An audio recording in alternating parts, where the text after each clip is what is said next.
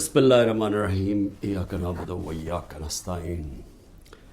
मेरे पाकिस्तानियों, आज मैं पुलिस थाने गया अपनी इन्वेस्टिगेशन के लिए, अपनी स्टेटमेंट रिकॉर्ड करने के लिए। तो मेरे लिए तो अब ऐसे है कि अदालतें मेरा ऑफ़िस बन गई हैं। हर रोज़ मैं ऑफ़िस जाता हूँ जिस तरह, और ये इन्वेस्टिगेशन पुलिस के बार बार पुलिस और GITs की इन्वेस्टिगेशन में भी जाता हूँ। मैं सिर्फ अपनी कौम को आज ये बताना चाहता हूँ कि मुझे इस दौरान मैं अल्लाह का शुक्र अदा करता हूँ कि ये जो मैं 14 महीने से गुज़रा हूँ, मैंने 27 साल पहले तहरीक इंसाफ शुरू तो की थी कि इस मुल्क में सबसे बड़ा मसला ये है कि इंसाफ नहीं है। मतलब इंसाफ का मतलब ये, इंसाफ अब याद रखें हमेशा कमज़ोर को चाहिए होता है। ताकतवर अपने आप को कानून से ऊपर रखता है। अमेरिका अपने आप को इंटरनेशनल क्रिमिनल कोर्ट का हिस्सा नहीं बनाना चाहता क्योंकि वो ताकतवर है, लेकिन कमज़ोर मुल्क उसका हिस्सा बनना चाहते हैं क्योंकि उनको ताकतवर से तहफ़्फ़ुज़ चाहिए। जंगल के अंदर कमज़ोर को कोई तहफ़्फ़ुज़ नहीं मिलता, जो ताकतवर होता है बस उसका राज है। तो इंसानी माशरों के अंदर, जिस तरह मैं आपको बार बार ये चाहता हूँ आपके ज़हनों में चला जाए कि अल्लाह के सारे पैगम्बरों का असल मिशन ही इंसाफ था। और फिर से बता दूँ, इंसाफ आज़ाद करता है इंसानों को, क्योंकि उनके हुकूक ताकतवर से उसकी जब तहफ़्फ़ुज़ देता है तो इंसान आज़ाद हो जाते हैं, और आज़ाद इंसान की परवाज़ ऊपर जाती है। एक इंसाफ के माशरे में अमन होता है, और अमन, इंसाफ और आज़ाद माशरे खुशहाल होते हैं। जो आज आप सारे दुनिया के माशरे देख लें, ये जो भी मगरब, यूरोप वगैरह, ये जो भी खुशहाली है वहाँ ये सारी चीज़ें हैं। इंसाफ है, आज़ाद हैं, अमन है, खुशहाल है। हमारा मसला ये है कि इंसाफ नहीं है। तो ये मेरी स्ट्रगल चली थी। तो इन 14 महीने में मुझे सही तरह अंदाज़ा हुआ है कि यहाँ तो बेचारा कमज़ोर पिस जाता है। यहाँ तो जो हमारा इंसाफ का निज़ाम है, उस बेचारा उसको तो वो बिल्कुल नहाता है, उसको माशरा बिल्कुल उसकी हिफाजत नहीं करता। मैं अपनी पार्टी को भी कहता हूँ कि जो अब हमारे से गुजर रही है, हमारे घरों में घुस घुस के, रिश्तेदारों के बच्चों को उठा के ले जाते हैं, औरतों को तंग बदतमीज़ी करते हैं। कईयों की जगह औरतें भी उठाई हैं, उनसे बदतमीज़ी की है, सेफ लूट लिए हैं, घर लूट लिए हैं, घर तोड़ दिए हैं, बिजनेसेस बंद कर दिए हैं। तो ये जो हमारे से हो रहा है, ये सारे कमज़ोर तबके से होता है। पाकिस्तान में जब वो ताकतवर के सामने उसका टाकरा होता है। आज अंदरूने सिंध आप चले जाएं तो जो वहाँ लोगों का कमज़ोर तबके का हाल है, मैं आपको यकीन दिलाता हूँ कि इंसानी माशरे में ऐसे लोगों को कोई नहीं रख सकता। यानी होता क्या है कि वो उनके ख़िलाफ़ जुर्म भी होता है, जुल्म भी होता है, और उन्हीं को फिर उनके ऊपर सज़ा भी मिल जाती है। ये हर जगह है। ये हमारा बदकिस्मती से पख्तूनख्वा में थोड़ा सा कम है, लेकिन जिस तरह आप नीचे जाते जाएं, पंजाब, फिर सदर्न पंजाब, फिर सिंध, वहाँ तो कोई कमज़ोर की कोई सुनने वाला नहीं है। तो हमारे लिए मेरा जो आज अज़म है वो और स्ट्रॉन्ग हुआ, और मजबूत हुआ है कि ये एक जहाद है इंसाफ की। क्यों अल्लाह के पैगम्बरों ने, सब ने इंसाफ के ऊपर बात की थी? क्योंकि ये इंसानों को आज़ाद करता है। हमारे लोग ग़ुलाम हैं। हकीकी आज़ादी इसलिए है। तो मैं अब तफ्तीश पे आता हूँ। तफ्तीश क्या थी जी? कि 9 मई को बहुत बड़ी साजिश हुई, और आप मुझे पूछ रहे हैं कि आप साजिश का हिस्सा थे। मैंने उनको कहा साजिश हुई, इसमें कोई शक नहीं, वो साजिश थी। लेकिन साजिश से फ़ायदा किसको हुआ और नुकसान किसको हुआ? अगर साजिश से हमें फ़ायदा होता तो तभी आप कहते ना कि हमने साजिश की है। अगर साजिश की वजह से 10,000 लोग हमारे जेलों में हैं, सीनियर लीडरशिप जेलों में है, अब मेरे 200 पे केस पहुंचने लगे हैं, हमारे घर तोड़े जा रहे हैं, बिजनेसेस बंद की जा रही हैं, वो जेलों में से सिर्फ वो छूटते हैं जो कहें जी कि मैं आज तहरीक इंसाफ छोड़ रहा हूँ, अब वो निकल सकता है, और फिर सब कुछ माफ़ हो जाता है, सारे उसके केस ड्रॉप हो जाते हैं। تو سوال میرا یہ ہے کہ فائدہ کس کو ہوا؟ فائدہ ہوا یہ جو سارے منی لانڈررز یہ 30 سال سے جو ملک کو لوٹ رہے ہیں، جن کے پیسے باہر پڑے ہیں، جو کہ اربوں خربوں پتی بن گئے جبکہ ملک مقروض ہو گیا ہے، یہ سارے جو آج اوپر بیٹھے ہوئے ہیں ان کو فائدہ ہوا ہے. اور ان کو فائدہ کس نے کروایا؟ ملک کی اسٹیبلشمنٹ ہے. اور انہوں نے کامیابی سے اسٹیبلشمنٹ کو استعمال کیا، اور انہوں نے اس اسٹیبلشمنٹ کو ان کے ساتھ مل کے سازش کی. یہ سازش کبھی نہ ہوتی جب یہ دونوں مل کے نہ کرتے. اور بہت بڑی سازش ہمارے سے نہیں ہوئی، پاکستان سے ہوئی ہے. اب میں آپ کو بتاؤں سازش ہوئی کیسے. سپریم کورٹ کا فیصلہ آ گیا ہے کہ عمران خان کو غیر قانونی اور غیر آئینی طور پہ اٹھایا گیا، اغوا کیا گیا ہائی کورٹ کے اندر سے. یہ میں نے سازش کر کے اٹھوایا تھا اپنے آپ کو. میں نے تو نکلنے سے پہلے صبح کو جب مجھے اندازہ ہوا کہ یہ مجھے پکڑیں گے، حالانکہ میرے اوپر کوئی کیس نہیں تھا، میں سب پہ بیل میں تھا، جب مجھے پتہ چلا تو میں نے پہلے کہا کہ وارنٹ دکھاؤ اور مجھے پکڑ لو. تو کیا ضرورت پڑی تھی کہ ڈنڈے مار کے، چیزیں توڑ کے، شیشے توڑ کے، وہ بیچارہ رجسٹری آفس کے سٹاف کو مارا، وکیلوں کو مارا، میرے گارڈز کو بیچارے ان کو مارا. کیا ضرورت پڑی تھی؟ کیا کہ میں دہشت گرد تھا؟ تو جان کے یہ دنیا میں دکھانے کے لیے ویژلز یہ جو گئے ہیں کہ جس طرح مجھے وہاں سے پکڑ کے لے کے گئے ہیں. اور اس کے بعد پہلے سے ہی تیاری تھی کہ جو بھی رد عمل آئے گا وہ پہلے سے تیار بیٹھے تھے کہ انہوں نے یہ بلڈنگ چلانی ہے. اور میں انشاءاللہ جس دن انڈیپینڈنٹ انویسٹیگیشن ہوئی میں ثابت کروں گا. عسکری ٹاورز کا ایک گواہ ہے، اور کوئی پتہ نہیں وہ ویگو ڈالا وہاں پہنچ اور اس کو اٹھا کے لے جائے. اس کی پوری ریکارڈنگ ہے کہ وہاں کیا ہوا تھا. وہ کوئی تحریک انصاف نہیں تھی جب عسکری ٹاور چلایا گیا.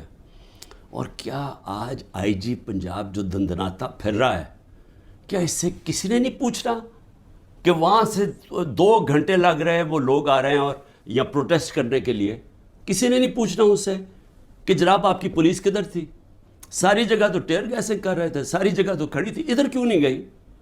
اور کدھر گیا وہ سی سی ٹی وی کیمرہ؟ کیوں نہیں اس کی فوٹیج آئی سب کے سامنے؟ کیوں نہیں انڈیپینڈنٹ انکوائری ہوئی؟ کور کمانڈر گھر کی سازش تھی، اور انشاءاللہ یہ سازش آئے گی سامنے جب ہمارا موقف سنا جائے گا. میں نے انکوائری والوں کو بھی کہا جج دونوں طرف سن کے فیصلے کرتا ہے، ون سائیڈڈ فیصلے نہیں کرتا کہ ایک جج جوری ایکسیکیوشنر جناب آپ ہی فیصلہ کر لیں کہ جی یہ انہوں نے کیا اور ان کو پکڑ کے مارنا شروع کر دو، پکڑ کے لو اور ملٹری کورٹس بنا دو تاکہ کچھ چیز نکلے ہی نہ، جیسے مرضی سزا دے دو. تو میری اپنی قوم سے جو میں آج کہنا چاہتا تھا وہ یہ کہ اس کو جس طرح استعمال کیا گیا، یہ نہیں کہ انہوں نے تحریک انصاف کو پلان کر کے ختم کرنے کی کوشش کی ہے. یہ ہماری ڈیموکریسی ختم کر رہے ہیں. مجھے جو آج سوالوں سے چیز سامنے آئی وہ کیا تھی؟ مجھے کہتے جی آپ کے لوگ کیوں گئے وہاں، کنٹونمنٹ میں کیوں گئے، تو فلانی جگہ کیوں گئے، آپ نے پہلے سے تیار کیا ہوا تھا. میں نے ان سے پوچھا کہ جب مجھے کمانڈو ایکشن سے اٹھایا جا رہا ہے وہاں، تو کدھر جانا تھا لوگوں نے پروٹیسٹ کرنے؟ تو اس کی باتوں سے مجھے یہ لگا کہ آپ کو پرامن احتجاج کرنے کی اجازت نہیں ہے کہیں جی ایچ کیو کے سامنے یا کنٹونمنٹ کے سامنے. مجھے بتائیں آئین میں کدھر لکھا ہوا ہے؟ کہیں آئین میں لکھا ہوا ہے تو میں مانوں کہ میں نے قانون توڑا ہے.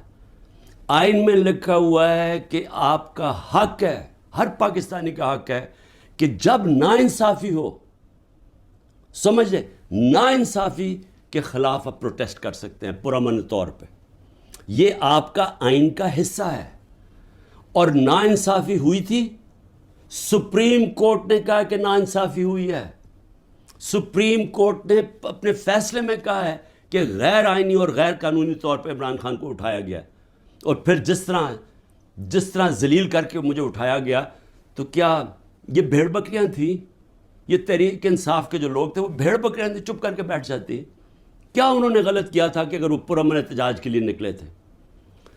جی وہ جو جیو فینسنگ میں وہاں بھی پہنچ گیا نا، وہ بھی ساروں کو جیلوں میں ڈال دیا۔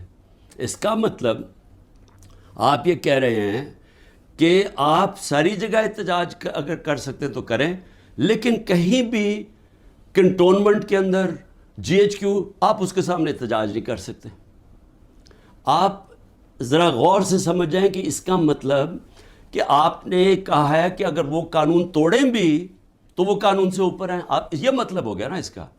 میرے اوپر ایک کیس کیا ہے کہ میں نے ملک سے غداری کی۔ ملک سے کیا غداری کی کہ جنرل فیصل نصیر کو میں نے کہہ دیا ڈرٹی ہیری، اور میں نے اس کو کہا کہ یہ ذمہ دار ہے میرے قتل کا کرنے کی کوشش پہ۔ اس کو کہا جی آپ نے ملک سے غداری کر دی، اس کو ملک سے غداری کہہ رہے ہیں۔ سو اس کا مطلب یہ کہ یا تو وہ جنرل فیصل نصیر قانون سے اوپر ہے، یا آپ نے اس کو لائسنس دیا ہوا ہے کہ وہ کسی کو قتل کر دے، یا تو یہ مطلب، اور یا یہ کہ ہماری جرت کیسے پڑی، کہ ہم کوئی کمی ہے اس ملک میں، کیا ہماری کوئی حیثیت ہی نہیں ہے کہ میں اپنی FIR نہیں کٹوا سکتا جو میرا ملک کا قانون مجھے حق دیتا ہے۔ بھئی مجھے سے وہ پہلی JIT میں پوچھتے جی خان صاحب آپ کے پاس پروف کون سے تھے کہ یہ فیصل نصیر نے کروایا؟ میں نے کہا آپ نے جو کوئٹہ میں 4 گھنٹے جو وہ قتل ہوا ہے وکیل، اس کے اوپر تفتیش کی تھی؟ کوئی ثبوت ملے تھے جب میرے اوپر 302 کا قتل کا پرچہ ڈال دیا؟ کیا جب ضلع شاہ جب مرا تھا تو 3 دن میرے اوپر 302 جب قتل کا پرچہ لگایا تھا، آپ نے تفتیش کی تھی؟ تو جب FIR کا مطلب ہوتا ہے فرسٹ انویسٹیگیٹنگ رپورٹ، تو جب وہ تفتیش ہوگی تو پتہ چلے گا نا۔ تو میرا سوال یہ ہے کہ برطانیہ میں جو سب سے مقدس جگہ ہے وہ ہے prime minister house, 10 Downing Street. ہر دوسرے دن وہاں احتجاج ہوتا ہے، پرامن احتجاج ہوتا ہے، کبھی کسی نے اس کے اوپر روکا ہے؟ تو مجھے یہ بتائیں کہ جب رینجرز کو دیکھ رہے ہیں مجھے اٹھا رہے اور کمانڈوز، تو کیا لوگوں نے کدھر جانا تھا؟ احتجاج ہی کرنا تھا نا۔ سوال یہ کیوں نہیں پوچھتے کہ وہ لوگ جو 25 لوگوں کو گولیاں سے مارا گیا، وہ لوگ جن کی نوجوانوں کی ٹانگیں چلیں گی، 3 لوگوں کی ٹانگیں کٹی، جو بستر پہ ہے، جو کمر پہ گولی لگی پیرالائز ہو گیا، وہ کیا پاکستانی نہیں تھے؟ ان کا کوئی حقوق نہیں ہے؟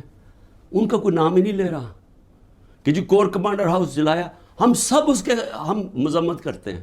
میں نے اپنی ججمنٹ میں لکھا ہوا ہے چیف جسٹس نے کہ عمران خان کو جب پہلی دفعہ جب میں عدالت میں پہلی دفعہ مجھے پتہ چلا کہ ہوا کیا ہے، میں نے اسی وقت مذمت کی، اور میں نے کہا 27 سال میں نے ہمیشہ اپنی پارٹی کو کہا ہے کہ آپ نے قانون کے بیچ میں رہنا ہے۔ میں نے کبھی اس ملک کا قانون نہیں توڑا، اور میں آج پھر کہتا ہوں کہ یہ جو کیا جا رہا ہے، یہ جو انکوزیشن ہے، یہ انصاف نہیں ہو رہا، ون سائیڈڈ ہے، کہ فیصلہ کر لیے کہ جناب آپ نے تحریک انصاف کو ختم کرنا ہے، تو ساری پارٹی کو کتنے لوگ تھے جو یہ جو جدھر جو گھر جلیا، بلڈنگ جلی، کتنے ہوں گے؟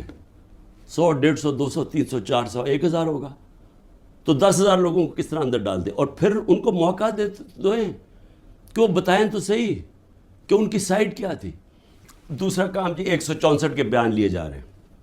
جو جیلوں کے اندر لوگ ہیں، جو خاص طور پہ جن کو انہوں نے سمجھا جی جیو فینسنگ میں آ گئے، ان سے بیان کیا لیا جا رہا ہے؟ میرے سینئر لیڈرشپ جو جیلوں میں ہے کہ جی 164 کا بیان دیں کہ عمران خان نے ہمیں حکم دیا تھا کہ وہاں جا کے گھر جلاؤ، یہ عمران خان کا حکم ہے، یہ ان سے بیان لے رہے ہیں۔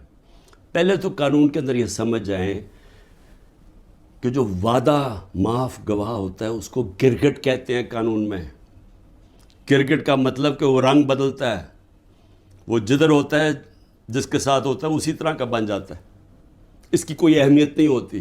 2 مہینے سے کوشش کر رہے ہیں، اعظم خان کو ادھر پکڑا ہوا ہے، سینئر پاکستان کا سینئر بیوروکریٹ، اس کو اغوا کیا ہوا ہے، اس سے پوچھ رہے ہیں کہ عمران خان کے خلاف کوئی بیان دو، کوئی 164 کا وعدہ معاف گواہ، اور لوگوں کے اوپر پریشر ڈال رہے ہیں جس کو پکڑا ہوا کہ جی اس کے خلاف بیان دو۔ میری جو بھی یہ لوگ لگے ہوئے کرنے، میں صرف ان کو ایک پیغام دینا چاہتا ہوں کہ اس ملک کا سوچیں، اس کو تباہ نہ کریں۔ یہ جو آپ کرنے جا رہے ہیں کہ سب سے بڑی پارٹی جو اکثریت پبلک جس کے ساتھ کھڑی ہے، اور اکثریت کا مطلب 70-80% پبلک آج جس کے ساتھ کھڑی ہے، اس کو عمران خان کو ختم کرتے کرتے ملک کی جمہوریت، ملک کی آزادی، ملک کی ادارے، ملک کا آئین، اس سب کو آپ ختم کرتے جا رہے ہیں، اور اس سے قومیں بچتی نہیں ہیں، خاص طور پہ جو اخلاقیات ختم کر رہے ہیں، ساری morality ختم ہو گئی ہے۔ کیئر ٹیکر گورنمنٹ پہ وہ بیٹھے ہوئے ہیں، وہ ٹی وی پروگرام پہ کہہ رہے ہیں، ٹی وی پروگرام کے شرم بھی نہیں آ رہی کہ کیئر ٹیکر کا مطلب ہوتا ہے غیر جانبدار، نیوٹرل۔ وہ کہہ رہے ہیں جی ہم نے بانٹا تھا کہ اس کو اتنے نمائندے اے این پی کے آئیں گے، اتنے جے یو آئی کے آئیں گے، اور اتنے فلانے کے آئیں گے۔ تو یہ تو یعنی اگر ہماری، مجھے افسوس ہے عدالتوں میں بڑا پریشر ہے، لیکن اسی کے اوپر سو موٹو ایکشن لیں کہ کیسے کیئر ٹیکر گورنمنٹ ہو سکتی ہے جو کہ تینوں پارٹیز کی بن گئی ہے۔ ہم اپنی گورنمنٹ گرا رہے ہیں، آئین کے مطابق کیئر ٹیکر آنا ہے، یہ آ کے بیٹھ گئے، اور ہر قسم کی کرپشن ہو رہی ہے آج۔ کوئی فکر نہیں پڑی نیب کو کہ کرپشن کدھر ہو رہی ہے، کوئی ایف آئی او کو فکر نہیں ہے، ملک کھلے عام کرپشن ہو رہی ہے آج، اور صرف لگے ہوئے ہیں کہ جی کسی طرح اس پارٹی کو ختم کریں۔ تو میں صرف ایک تو یہ کہنا چاہتا تھا آج کہ میرا یہ جو ہوا ہے آج تفتیش، مجھے حیرت ہوئی کہ وہ یہ، بلکہ وہ ان کے ایسے وہ بول رہے تھے جیسے کہ آپ احتجاج بھی کرنا آپ کے لیے آپ نے کوئی غداری کر رہا ہے ملک کے ساتھ، تو پھر جمہوریت ختم کر دیں، کہہ دیں مارشل لا لگ گیا، کہیں کہ پھر جناب جو مرضی وہ فیصلہ کریں گے وہ کریں گے۔ لیکن جمہوریت کے اندر ہمارا حق ہے کہ ناانصافی جب ہمارے سے ہوتی ہے اور سپریم کورٹ نے کنفرم کیا تو اس کے بعد ہمارا رائٹ ہوتا ہے پرامن احتجاج۔ اور میں پھر سے کہتا ہوں کہ جن لوگوں نے جلایا تھا کور کمانڈر گھر یا جو بھی جلائی ہیں بلڈنگز، ان سب کے اوپر ایکشن لینا چاہیے۔ میں سب سے پہلے کہتا ہوں، اور ہمیں کوئی انفارمیشن ہو ہم بھی آپ کی مدد کریں گے ان کے اوپر ایکشن لینے کے لیے، کیونکہ ہم نے نہیں کیا۔ دوسری چیز ہی اسرائیل آیا جی، اسرائیل کے اوپر ایک گورنمنٹ منسٹرز کہہ رہے ہیں کہ جی دیکھیں عمران خان کے، اسرائیل نے عمران خان کے لیے سپورٹ کر دیا۔ پہلے تو یہ ذرا میرے بیان سن لیں، یہ جب میں پرائم منسٹر تھا، یہ میرے بیان صرف یہاں نہیں ہیں، 2 پاکستان میں بھی ہے اور امریکہ کے اندر جا کے میں نے یہ بیان دیا ہے۔ یاد رکھیں امریکہ کے اندر سب سے تکڑی لابی اسرائیل کی لابی ہے۔ امریکہ کے اندر سننے کے میں نے بیان کیا دیا، اور پاکستان میں بھی پرائم منسٹر ہوتے ہوئے۔ Next questioner. There's been talk about Pakistan forming relations with Israel, and we know the winds of change are blowing through the Middle East. Is this in the cards, and why? I'm afraid I don't know where this has come from. It's not. Pakistan has a very straightforward position, and it was a founder of Pakistan, Quaid-e-Azam Muhammad Ali Jinnah, who was very clear that there has to be a just settlement, a homeland for Palestinians before Pakistan can recognize Israel. جو بھی کوئی ملک کرے، ہمارا تو موقف بڑا clear ہے، اور ہمارا موقف قائد اعظم محمد علی جناح نے 1947 میں کلیئر کر دیا تھا، 1948 میں، کہ ہم اسرائیل کو کبھی تسلیم نہیں کر سکتے جب تک فلسطینیوں کو ان کا حق نہیں ملتا، ان کو ایک جسٹ سیٹلمنٹ نہیں ہوتی، جو 2 نیشن تھیوری تھی پیلسٹینین کی، کہ ان کو پورا ایک ان کی اسٹیٹ ملے جو کہ پیلسٹینین فیصلہ کریں، ٹھیک ہے۔ جب تک وہ نہیں ہوتا، اگر ہم وہ تسلیم کر لیتے ہیں تو ہمیں پھر کشمیر کا بھی، ہمیں ایگزیکٹلی سچویشن کشمیر کا ہے تو ہمیں وہ بھی گیو اپ کرنا جانا چاہیے۔ تو اس لیے پاکستان نہیں تسلیم کر سکتا اسرائیل کو۔ اب امریکہ میں میری بیان کی کیا اہمیت ہے، کیونکہ یہ جو 2 ہیں نا، نواز شریف اور زرداری، یا ان کے بچے، میں چیلنج کرتا ہوں کہ یہ جا کے امریکہ کیا پاکستان میں بیان دے دے ان کے خلاف، لیکن امریکہ میں جا کے دے۔ یہ میں کہتا ہوں کہ ان کی اتنی جرت نہیں تھی کہ جب امریکہ نے اور ہندوستان نے مل کے موڈی کے دورے پہ امریکہ جب جوائنٹ سٹیٹمنٹ دی اور انہوں نے کہا کہ پاکستان کا نام لیا، بائیلیٹرل ٹاکس میں پاکستان کا نام آتا ہے کہ جی پاکستان کراس بارڈر ٹیررزم کر رہی ہے اور پاکستان کو بند کرنی چاہیے۔ کسی کا بیان نکلا کسی کے منہ سے، کہیں وہ بیٹھا ہوا نواز شریف کہ اس کے منہ سے کوئی آواز نکلی؟ کہیں زرداری کے منہ سے کوئی آواز نکلی؟ نہیں نکلے گی. جب 400 ڈرون اٹیک ہو رہے تھے پاکستان میں، جو دنیا میں کوئی مثال ہی نہیں ہے کہ آپ جس کے لیے جنگ لڑ رہے ہیں وہ آپ کے ملک میں ڈرون اٹیک کر رہا ہے، ان کے منہ سے ایک لفظ نہیں نکلا. اور میں آج اپنی اسٹیبلشمنٹ سے پوچھنا چاہتا ہوں کہ آپ ان لوگوں کی آج حمایت کر رہے ہیں جن کے اربوں روپے نہیں ڈالر باہر پڑے ہوئے ہیں. یہ کبھی بھی ایک لفظ نہیں کہیں گے ان لوگوں کے پاس جن کو پتہ ہے کہ وہ کسی وقت ان کے، جس طرح وہ روسیوں کے اب ڈالر ضبط کر رہے ہیں نا، ان کی روسیوں کی پراپرٹیز جب سے جنگ ہوئی ہے ضبط کر رہے ہیں، وہ کبھی بھی ان کے ڈالرز، کیونکہ چوری کا پیسہ ہے اور اربوں ڈالر پڑا ہوا ہے ان کا باہر، یہ کبھی ان کے خلاف بات نہیں کریں گے، یہ اپنے ملک کے لیے کبھی کھڑے نہیں ہوں گے. یہ تو ان کو تو ہندوستان سے جان جاتی ہے، کیونکہ ان کو پتہ ہے کہ ہندوستان کی اور اسرائیل کی لابی بڑی مضبوط ہے امریکہ میں، تو یہ تو کبھی بھی نہیں ملک کے لیے سٹینڈ لے سکتے. تو ان کی جو بیکنگ کی جا رہی ہے، میں یہ سوال پوچھتا ہوں کہ آج عمران خان کو تو دہشت گرد ثابت کرنے کی کوشش کی جا رہی ہے.